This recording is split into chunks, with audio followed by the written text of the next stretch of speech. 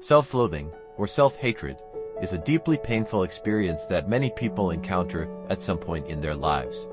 It's that inner voice that criticizes, belittles, and doubts, leading us to feel unworthy or undeserving of happiness and success. This struggle with self-loathing can be overwhelming, affecting our mental health, relationships, and overall sense of well-being. It's a battle that takes place within our own minds, often in silence, and overcoming it requires compassion, understanding, and patience with ourselves. At the heart of self-loathing is a distorted perception of ourselves. It's as if we're viewing ourselves through a lens that magnifies our flaws and minimizes our strengths.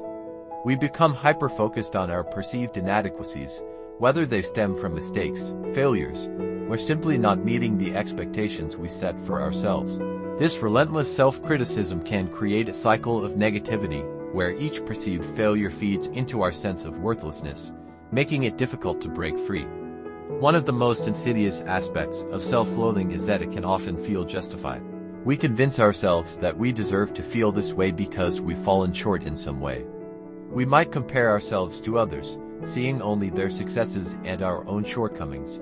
Social media, societal pressures, and the high standards we impose on ourselves can all contribute to this harmful comparison.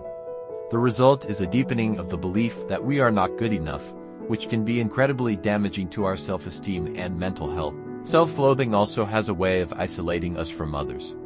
We might withdraw from social interactions, fearing judgment or rejection. We may push people away because we don't believe we're worthy of their love or friendship. This isolation can reinforce feelings of loneliness and despair, creating a vicious cycle that's hard to escape. It's a lonely and exhausting place to be, where the only voice we hear is our own, echoing with negativity and self-doubt. The impact of self-loathing isn't just emotional, it can affect every aspect of our lives.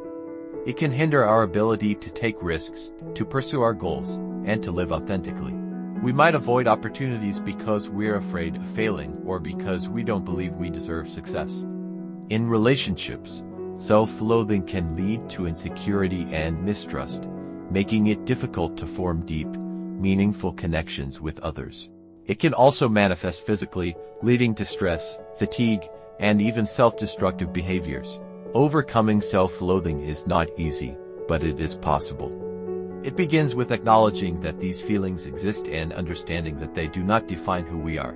Self-loathing is often rooted in past experiences, childhood traumas, harsh criticism, or repeated failures that have shaped the way we see ourselves.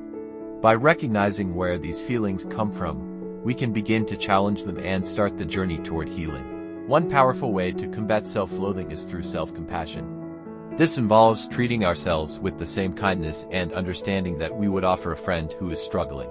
It's about recognizing that we are human, that we all make mistakes, and that we are deserving of love and forgiveness. Practicing self-compassion can be difficult, especially if we're used to being our own harshest critic, but it's a crucial step in breaking the cycle of negativity. Another important aspect of overcoming self-loathing is challenging the negative thoughts that fuel it. This involves questioning the validity of these thoughts and reframing them in a more balanced and realistic way.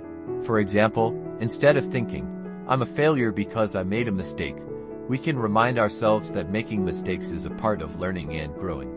This shift in perspective can help us see ourselves in a more positive light and reduce the power of self-loathing. Seeking support from others is also vital. Whether it's talking to a trusted friend, joining a support group, or seeking professional help, sharing our struggles can lighten the burden and help us feel less alone.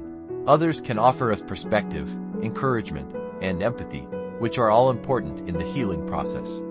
Therapy, in particular, can be incredibly beneficial, providing us with tools to understand and manage our emotions, and to rebuild our self-esteem. It's also important to engage in activities that bring us joy and fulfillment.